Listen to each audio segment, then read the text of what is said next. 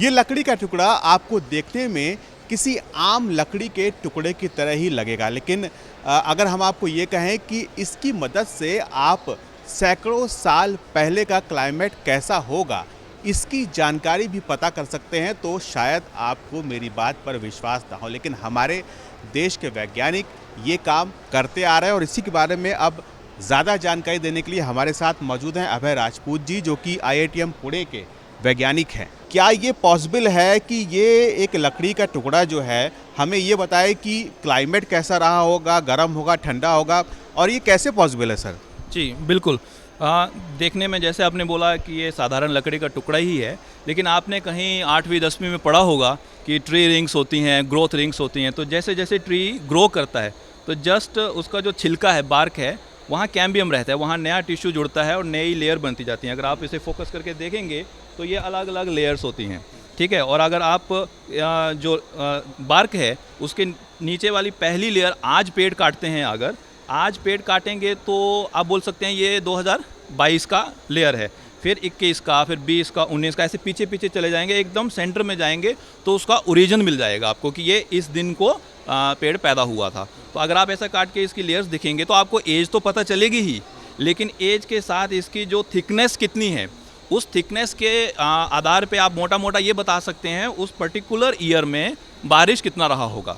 क्योंकि ये basic science है कि ट्री को ग्रो होने के लिए फोटोसिंथेसिस की आवश्यकता पड़ती है, उसके लिए उसको सनलाइट, वाटर और कार्बन डाइऑक्साइड चाहिए होता है। दो चीज़ें तो मिल जाती है, लेकिन जो वाटर है स्पेशली इंडिया में ट्रॉपिकल में तो जो है बारिश पे डिपेंडेंट होता है। तो जितनी ज़्यादा बारिश होगी उस साल ज़्यादा ग्रोथ होगी और ये जो इसकी विड्थ है ना, चौड़ाई है रिंग की, वो ज़्यादा मोटी हो जाएगी। तो उससे मोटा मोटा हमें ज्ञान हो जाता है कि उस पर्टिकुलर ईयर में जो क्रॉसपॉन्डिंग है, हम बार्क से लेके सैंपल जिस डेट को लेते हैं उसके क्रॉसपॉन्डिंग उसको ईयर असाइन कर देते हैं, तो वो ईयर जो है उस ईयर की विड्थ जो है कितनी है।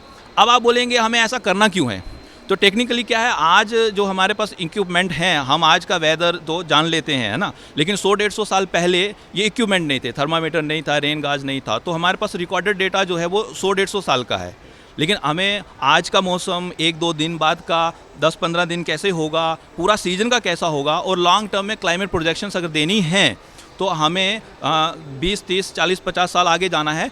तो वो प्रेडिक्शन देने के लिए हमें उस पर्टिकुलर रीजन का जो क्लाइमेट का डेटा है वो कम से कम हमें सैकड़ों सालों का चाहिए। तो 100-150 साल से पहले इंस्ट्रूमेंटेड डेटा नहीं है, तो उसके लिए हम फिर क्या करते हैं, प्रॉक्सी मेथड यूज़ करते हैं।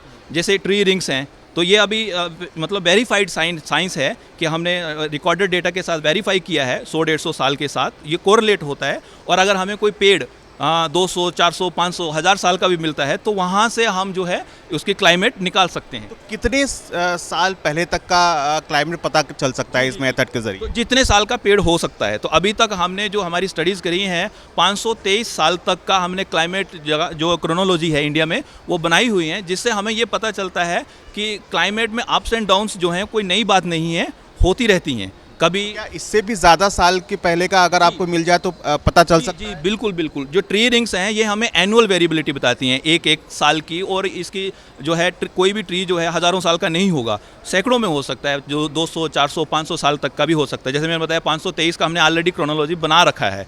इसके अलावा अगर हमें थाउजेंड्स में जाना है, डिकेडल वेरिएबिलिटी मतलब 10 दशक में कितना होता है, तो उसके लिए हम सेडिमेंट्री रॉक्स यूज़ करते हैं।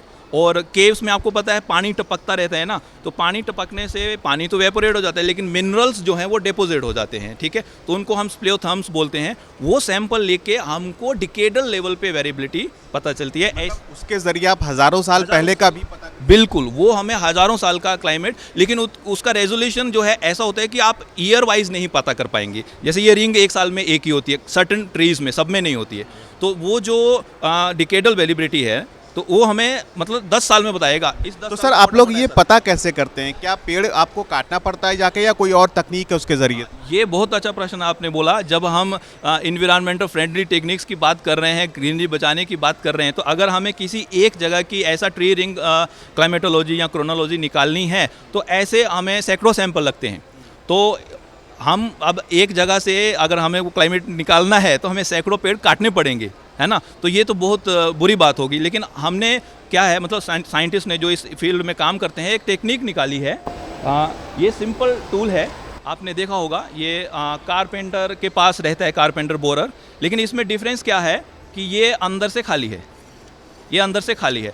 तो जब हमें किसी एरिया में ट्री के सैंपल लेने होते हैं तो हम क्या करते हैं, ट्री को चेस्ट लेवल पे यहाँ से ड्रिल करते हैं, ठीक है। तो ये ड्रिल करके हम 4 साइड से सैंपल लेते हैं एक पेड़ के। ऐसे ही 40-50 जितने भी हमें वहाँ से सैंपल लेने होते हैं वो ले लेते हैं और वो सैंपल निकाल लेते हैं। वो सैंपल निकालने के बाद जस्ट एक सिलेंड्रिकल पीस रहता है ऐसा, आप जहाँ देखेंगे तो इसमें भी रिंग्स दिखती हैं। ये क्योंकि फ्रेजाइल रहता है, थोड़ा टूट सकता है, इसलिए इसको ऐसे लकड़ी के खांचे में हमने बिठा रखा है। तो अभी इसको पॉलिश करके देखेंगे तो हमें वही रिंग्स मिल रही हैं। तो कभी रिंग्स मोटी होती हैं, हम नेक डाई से देख सकते हैं, और अगर छोटी होती हैं तो माइक्रोस्कोप से। कभी बहुत पतली पतली रिंग्स होती हैं, ठीक है, तो उनका हम एक्सरे निकाल के जो मिनरल डेंसिटी है वहाँ से एनुअल वेरिएबिलिटी निकालते हैं। तो यह बिना पेड़ काटे इस सिंपल टूल की मदद से हम सैंपल ले लेते हैं, हमारा साइंस भी निकल जाता है और पेड़ भी जिंदा रहता है। और हम लोगों को हज़ारों साल पहले का जो क्लाइमेट है उसकी जानकारी मिल जाती है। इसकी मदद से आगे किस तरह से क्लाइमेट रह सकता है, क्या क्या पॉसिबिलिटीज रह सकती हैं, इसकी गणना करने में मदद मिलती है। Ashwini Kumar Gupta, India science channel, Delhi.